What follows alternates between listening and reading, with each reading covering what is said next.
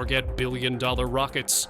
The real space race is happening in backyards and garages, where DIY engineers are building spacecraft smaller than your car. That's all I got, one packet. Okay. Sounds insane? It is. But some of these tiny machines have actually made it pretty far up. Well, there you go! It only took like 8 years. Take Joe Barnard's rocket, for example, a project that took 7 years of trial and error.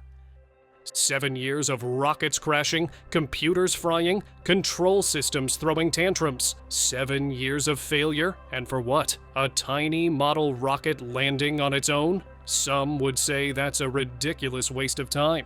Joe? He'd tell you it was the best way to learn. He didn't do it because it was practical. He didn't do it because it would change the world. He did it because it was just a cool, borderline impossible challenge. And if there's one thing you need to know about Joe, it's that he doesn't quit. Every failure, just another step forward. Every explosion, more data. Every time his rocket flipped out like it had a personal vendetta against gravity, a chance to tweak the algorithm, tighten the controls, and inch closer to victory. And now, he's done it. The rocket stuck the landing. Well, sort of. It was more of a controlled smack than a graceful touchdown. But hey, it didn't explode. That's progress. But he's not satisfied, because while most people would call it a day, throw a party, and bask in their hard-earned success, Joe's already looking at the next attempt, the next launch, the next impossible goal. Because landing a model rocket, that was just the beginning. Next up, he's building a 9-foot-tall, fully functional replica of SpaceX's Starship Super Heavy. You know, the one that does the whole belly flop maneuver before landing? Yeah, he's making that. In his garage. Because why not? But that's not even the weirdest thing on his list. There's also the meat rocket. What is it? He won't say. Should we be concerned? Absolutely. But whatever it is, it's happening, and it's probably going to be the most absurd, over-engineered thing he's ever built. And then, the big one. The goal that separates the hobbyists from the legends. A space shot. A rocket that doesn't just go high, it goes to space. 100 kilometers up, the official edge of the atmosphere. A feat that would take an insane amount of engineering, money, and patience.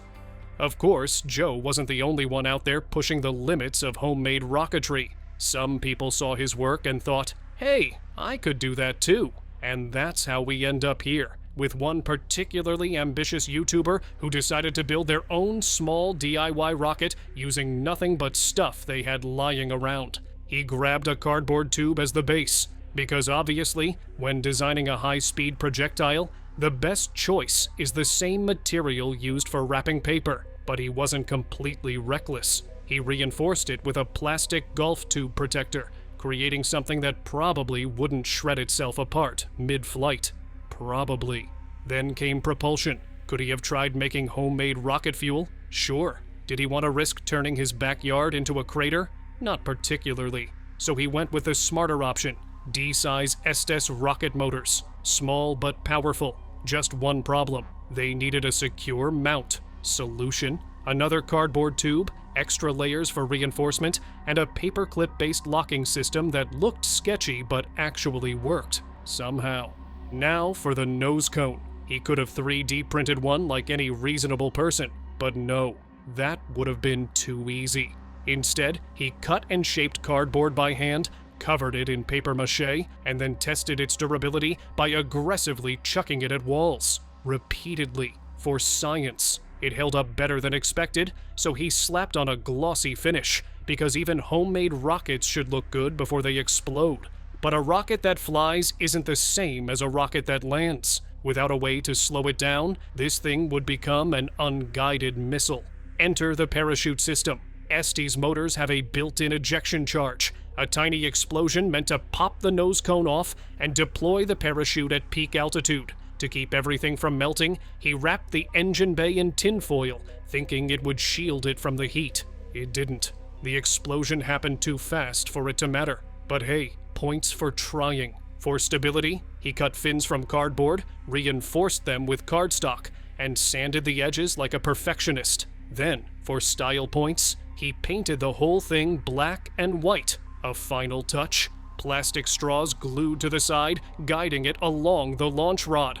Now how was he going to launch it? He could have just bought a launch system. Instead, he grabbed some wires, a battery, safety switches, and a red button, soldered them all together, and built his own launch controller. It looked professional, probably worked better than the store-bought ones. The launch pad, on the other hand, he had planned to build one. Then a friend happened to have a real model rocket launch pad, so he borrowed it indefinitely. Finally, launch day, the big moment. He wired everything up, flipped the safety switches, and hit the button. Nothing. The rocket didn't move. Turns out, a tiny wire in the launch controller had come loose. Fine. Easy fix. Except he was out of igniters. So off to the hobby store, where he had to pay way too much for a handful of replacements. It was time for round 2.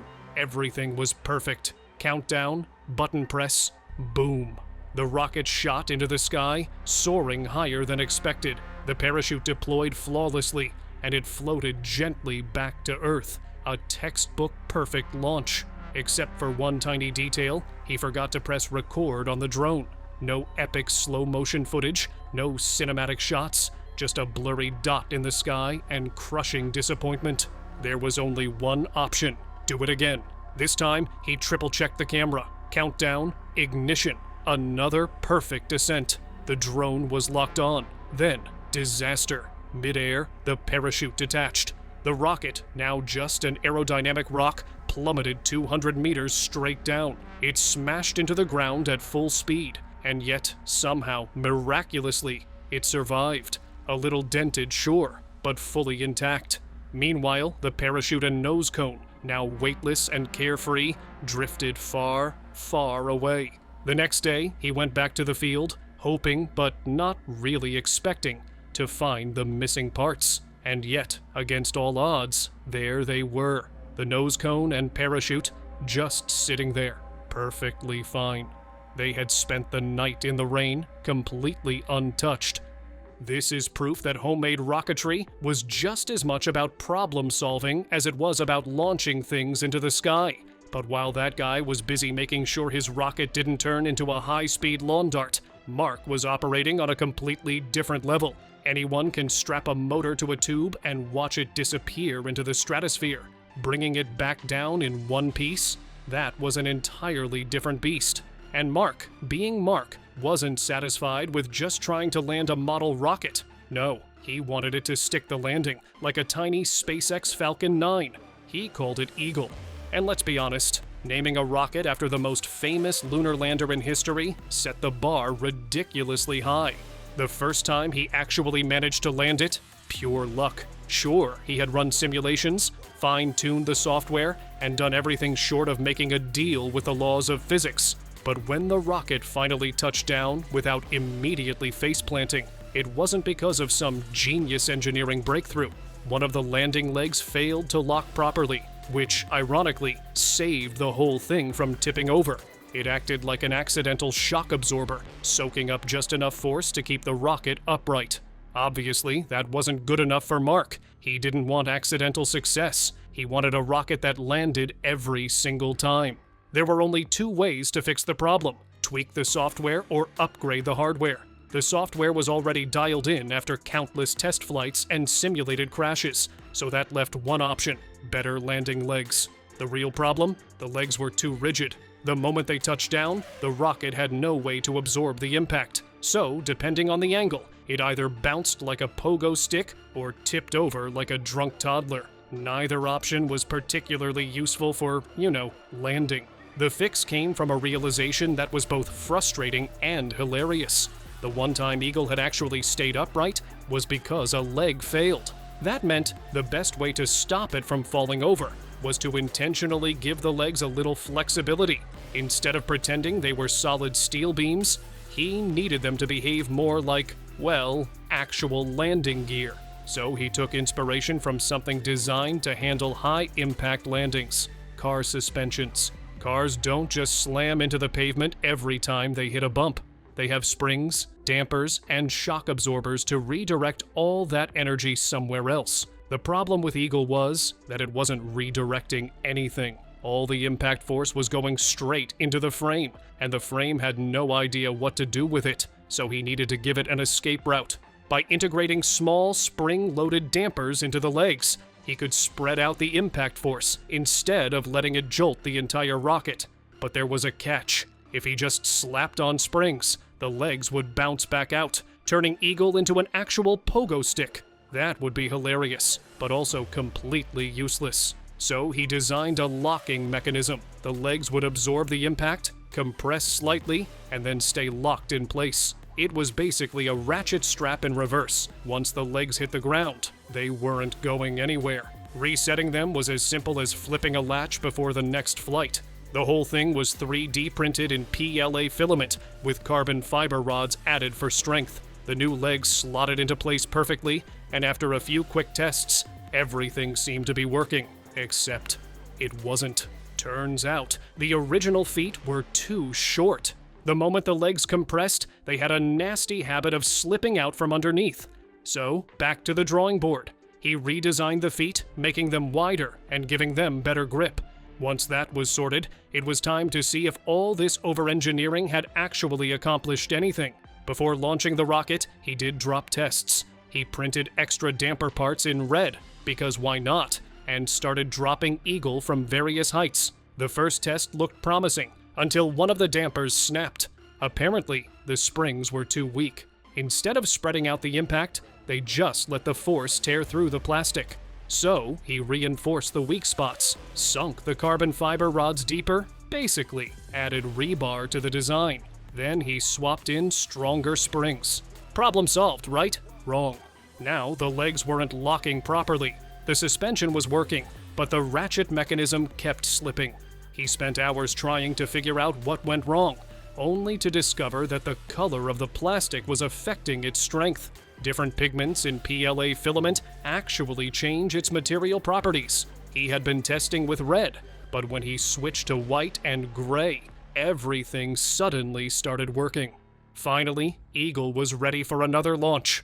This time, he wasn't messing around. He moved future launches from grass to dirt, since apparently soft grass could trip the rocket. He even got official permission to use a ballpark. Launch day. He hit the button. Eagle shot into the sky, the engine roared, and everything looked perfect. Then it came down and immediately bounced straight back up. Why? Because the night before, he had decided to tweak the software, adding a slight delay to the second engine ignition. He thought it would make the landing smoother. Instead, it gave the rocket just enough time to take off again. Whoops, good thing he brought spare parts. After a quick repair and rolling back the software, it was time for round 2. This time, everything worked. The countdown, the ignition, the ascent, the descent. Eagle touched down. All the legs locked out, and the suspension system did exactly what it was supposed to do. If you slow down the footage, you can see one leg take the brunt of the impact, absorb the force, and keep the rocket perfectly balanced. Mark wasn't the only one with a crazy idea. While he was busy designing rocket legs with built-in suspension systems, this other guy was out here launching rockets with nothing but air pressure. No engines, no fire, just a stomp of a foot and a burst of compressed air strong enough to send a paper rocket flying across a field. This wasn't some flimsy arts and crafts project. This was engineering. He started with a 1/2-inch PVC pipe, not for launching the rocket, but for shaping it. If you've ever tried making a paper tube, you know the struggle. Too tight, and it jams. Too loose, and it barely catches any air. He needed perfection, so he wrapped a sheet of cardstock around the pipe, tweaking the fit until the tube slid off smoothly. Then, he reinforced it with electrical tape to keep it from crumpling under pressure. But a hollow tube isn't a rocket. It's just a very unimpressive wind tunnel. He needed a solid, airtight nose, or the whole thing would turn into a leaky mess. That's where the tape came in, layer upon layer, sealing the front shut like it was holding back a storm. No air escaping, no wasted pressure. Every ounce of force would be used to launch this thing instead of bleeding out through weak seals. Next, the nose cone. This was make or break.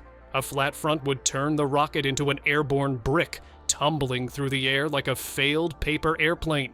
A proper nose cone would slice through the wind, keeping it straight and fast. So he rolled up another sheet of cardstock, forming a sharp, pointed cone. The first attempt, way too big. Instead of guessing, he slid the rocket body inside the cone, felt where the edge stopped, and cut exactly at that spot. No wasted material. No guessing. Just precision. A little extra tape, and suddenly, this thing looked like a real rocket. But looks mean nothing if the flight is garbage. Without proper stabilization, the rocket would spiral out of control or nosedive the second it left the launcher. He needed fins. 3 of them, to be exact. Some people go with 4, but he wasn't trying to overcomplicate things. He sketched out simple, clean triangles, cut them out, and taped them onto the base, perfectly straight, perfectly aligned. Stability locked in. Now for the real question, how do you launch something with no fuel? Enter the Stomp-powered air launcher. No wires, no electronics, just raw, pressurized air. The heart of it? A 2-liter soda bottle. He connected it to a length of half-inch PVC pipe, making sure the seal was tight. Then, he added 2 threaded elbow joints, because why settle for a fixed trajectory when you can adjust it? Straight up for height, angled for distance. The whole system was mounted on a base of 3 PVC pipes, locked together for stability. Time for the test. He slid the rocket onto the launcher, took a step back, and stomped hard. Instantly, the bottle collapsed, forcing a surge of air through the PVC pipe and blasting the rocket forward. And it worked. Not just a little. This thing shot across the field like it had somewhere to be. Nearly 100 yards on, nothing but air pressure. The rocket stomping guy wasn't the only one with an obsession. Somewhere else, in a different backyard, James had his own plan, except his didn't involve soda bottles or air pressure. He wasn't playing around with cardstock and tape.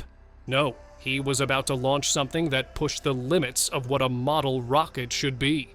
James had built plenty of rockets before, but this was a different beast. No extra weight, no unnecessary complexity, just raw speed.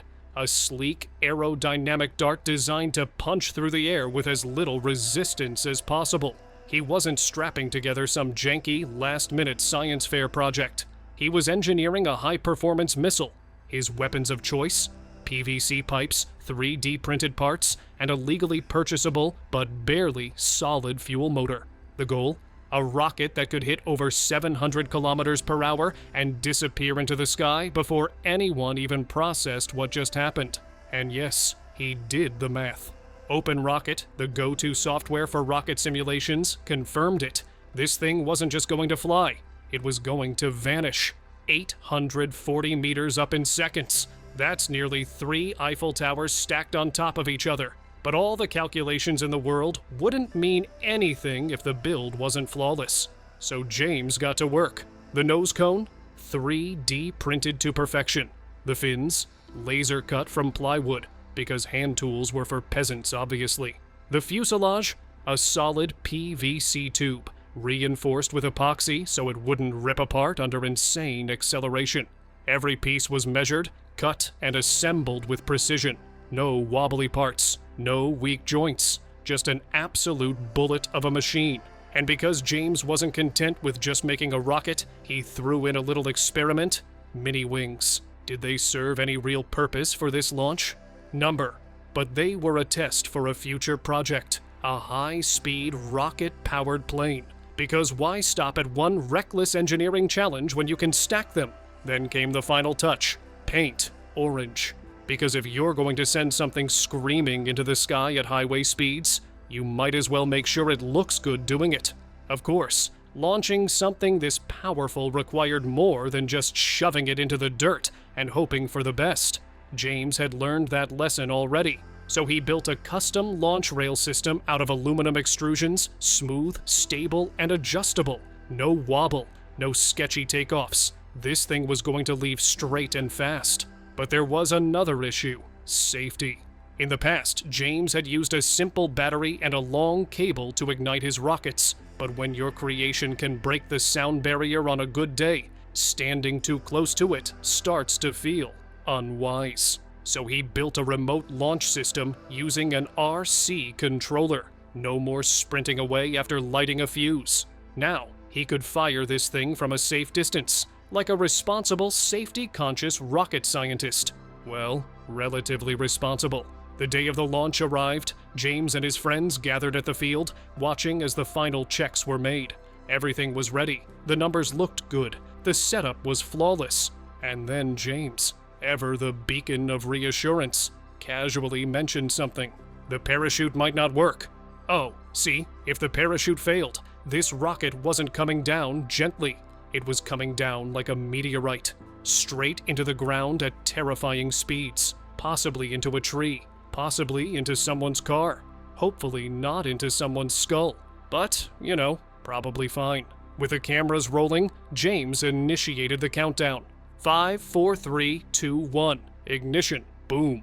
Gone. Not in a, wow, that was fast kind of way. In a, did we just lose sight of it in less than a second kind of way. One moment, the rocket was on the rail. The next, it had disappeared. Not a slow climb. Not a graceful ascent. Just instant velocity. It went up so fast, they literally lost sight of it. Fortunately, they found it in the field the next day, fully intact. And the best part? The parachute had deployed. The recovery system worked, which meant that the X-1 wasn't just a success. It was the fastest thing James had ever built, 450 miles per hour. So James's rocket was fast, absurdly fast. A 724 kilometers per hour bullet that vanished before anyone could blink. But let's be honest, that's cute compared to what Joe Barnard was cooking up. Because while James was breaking records with PVC and epoxy, Joe was strapping Insta360 cameras to Christmas trees and sending them to the stratosphere. Yes, a Christmas tree. 300 feet up, spinning like some cursed holiday decoration, all captured in stunning 360-degree footage. And because that wasn't ridiculous enough, he followed it up by strapping an Insta360 X3 to a two-stage rocket that hit 2,500 meters and Mach 1. The camera survived. So naturally, Joe did what any rational person would do. He set his sights on 30,000 feet and Mach 2.5. That's 3,000 kilometers per hour. Fighter jet territory. But there was a problem. The X3 might not survive those speeds, so Insta360, clearly just as insane as Joe, handed him their new Go 3 camera and said, "Here, see what this can do." The Go 3 was tiny, magnetic, waterproof, and had a wireless control screen, perfect for a rocket that was about to push the limits of what consumer tech should be capable of. Joe didn't waste time. He fired up Open Rocket, designed a two-stage monster, and built it in 2 weeks. Carbon fiber fins, fiberglass layups, a paint job so clean it could have been a factory prototype. And buried inside, 2 L-1000 motors. That's not a rocket, that's a missile. Of course, just launching a rocket wasn't enough. No, Joe wanted cinema. He wanted a shot so dramatic that even Hollywood VFX artists would double-take. So he engineered a system where the cameras would extend at apogee, deploying out into the open sky for the ultimate product shot. He 3D printed the mounts, installed servos, programmed flight computers to track everything. Meanwhile, he tested the tiny Go 3 in the dumbest ways possible. Inside the rocket, strapped to a drill chuck, basically anywhere that seemed completely unreasonable for a camera to survive. Oh, and at some point, he accidentally drilled into a lithium polymer battery and set off a small fire. So, launching a rocket at Mach 2.5 with fancy carbon fiber and precision-engineered parts? That's cool and all. But what if you ditched all that and made your own rocket fuel in the kitchen, with nothing but sugar, fertilizer, and a little bit of reckless determination? Now that's real DIY aerospace. So the plan? Find the perfect mix. Not just any mix, one that burned hot enough to lift a rocket, but not so aggressively that it turned into an impromptu pipe bomb. This meant testing different ratios of sugar and potassium nitrate, two ingredients that, individually, seemed harmless. Together, they could either launch something sky-high or produce a very impressive fireball. Either way, it would be interesting. The first attempt failed. No explosion, no takeoff, just a sad little burst of smoke before the rocket collapsed in on itself like a deflated balloon. Embarrassing. Maybe a little too much sugar. Maybe not enough surface area for proper combustion. Maybe the universe just enjoyed watching failure in real time. No matter. More tests. More fuel. 3 new batches, each with a different sugar to potassium nitrate ratio. 25/75ths, 35/65ths, and 30/75ths. The mixtures all looked slightly different, some darker, some lighter, but the only thing that mattered was which one actually worked. The first, useless. The second, better, but still underwhelming. Then came the 30/70 mix. 715 grams of thrust, enough to send a small rocket screaming into the air instead of fizzling out on the launch pad. That was the answer. That was the mix. Some people build rockets for science, some for fun. And then there's Zyla Foxlin, who built one purely out of spite. It all started with sexism at a rocketry event. She was literally there as engineering support, but some woman decided she was just the PR girl and physically excluded her from the group photo, which, honestly, bad move. Because instead of just letting it go, Zyla channeled every ounce of rage into something that would absolutely obliterate the sky. Spite, an all-carbon minimum diameter monster packing an M2080 skid mark motor. Projected altitude, 22,000 feet. Speed, Mach 2. The goal, prove, without a shadow of a doubt, that she belonged in that photo. But this wasn't just about breaking records. She had rules for this build. 3 weeks, no burnout. A fully functional work-life balance. Did she succeed? Debatable. But she did manage to crank out a high-performance rocket while also hiking, climbing, and allegedly having fun in between. The build started with carbon fiber fin plates, which she definitely could have bought, but absolutely refused to, because a friend from BPS Space said, "True hot girl shot is laying up your own fin plates." And obviously, that meant she had to do it. So she did. With epoxy, and a piece of glass she may or may not have stolen from her outdoor table. The result? Some seriously solid fins. Then came CNC cutting, precision bonding, and a lot of swearing at epoxy fillets. Normally she adds colors for fun, but since Spite was going stealth mode, the fillets had to be black. A personal tragedy. The tip-to-tip layup? A nightmare. Cutting carbon fiber while wet is the worst, and after one failed attempt, she found herself at 12:45 a.m. on the verge of disaster, realizing she had one shot left. No backup materials, no do-overs. So she revised the plan at 1:30 a.m., switched to a dry cut method, and somehow pulled it off. With the body finished, it was time for the final tests. The ejection charges were definitely not fired on concrete because she valued her rocket, so her neighbor's backyard became the impromptu testing site. Success. Every single system worked. Spite was ready. Launch day, Mojave Desert, $3,000 about to be lit on fire. Zyla, surrounded by other rocketeers, was weirdly calm. T-minus 10 seconds. Liftoff. Not bad for a PR girl. Some people build rockets to break speed records. Some want to test cutting-edge control systems. And some absolute legends, decide to cook meat using aerothermal heating at Mach 3. The key to this completely unnecessary, yet undeniably incredible experiment, a blunt copper nose cone designed to absorb and distribute heat from supersonic flight. Would it work? Maybe. Was it worth trying? Absolutely.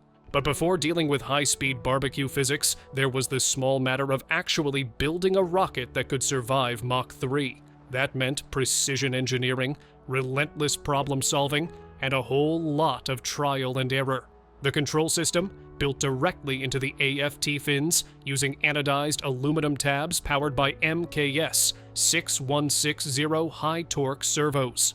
The servos had to sit inside custom-machined carbon fiber fins, which were attached with just the right amount of epoxy, too much, and things got messy. Too little, and they'd rip off mid-flight. And because nobody enjoys the financial pain of ruining an $800 sheet of carbon fiber, every single cut was tested on birchwood first. A Shapiro router handled the machining, but even that wasn't enough to get clean chamfers on both sides of the leading edges. Enter Winston Moy, who suggested using a fence and spacer for perfect alignment. Was it overkill? Probably. But when you're pushing Mach 3, little details turn into big problems. The servos themselves were an adventure. Rated for 18.6 kilograms per centimeter of torque, they were stress tested way past that until they started smoking. One stripped its gear train, another fried when overvolted, and the takeaway was clear. Just because a servo can handle absurd loads doesn't mean it should. Final setup: 2-cell power, keeping torque within reason and preventing mid-air meltdowns. Carbon fiber is great for rockets. It's also a massive headache. The quasi-isotropic sheet used for the fins was tough, but prone to fraying, which meant endless sanding. Epoxy bonded the servos in place, but because carbon fiber is annoyingly conductive, every single cable had to be repositioned and insulated to avoid accidental short circuits mid-flight. Fun dot. Attaching the fins to the 60-inch carbon fiber airframe was another precision process. A massive 3D printed jig held everything in place, while Loctite E120HP epoxy, dyed black because aesthetics matter, locked it all together. The airframe was sanded before bonding to ensure maximum grip, and extra carbon fiber layers reinforced key stress points. Cable management? A nightmare. The PWM cables were staggered, tacked down with CA glue, and epoxied into place. If any of them broke loose, fixing them later would be actual suffering. No shortcuts. Then came the final touches. 3D printed rail guides epoxied onto the body. A clean white paint job carefully applied with warmed up cans to avoid streaks. Why? Because high-speed rockets suffer from Mach rash, where airflow literally strips paint off the surface. Not happening this time. Everyone talks about reaching space. Few actually do it. And no student team had ever done it until now. USC's Rocket Propulsion Lab just pulled off what every college rocketry team has been chasing for years. Their rocket, Traveler 4, didn't just scrape the sky. It blasted through the Kármán line, the official edge of space, and came back in one piece. That's history. The stats? Brutal. A 13-foot single-stage rocket punching through the atmosphere with solid fuel alone. No second stage, no backup plan. Just raw engineering and a ridiculous amount of thrust. It hit Mach 5.1, 5 times the speed of sound, before deploying its parachute and surviving the fall back to Earth. Now, was it perfect? Not quite. Right after liftoff, the trajectory looked a little off. The team suspects nozzle damage, which might have messed with stability mid-flight. But did that stop it from reaching space? Number. And when Traveler 4 touched down, it was still intact. Do you find smaller rockets better than bigger ones? Maybe homemade ones are the way to go.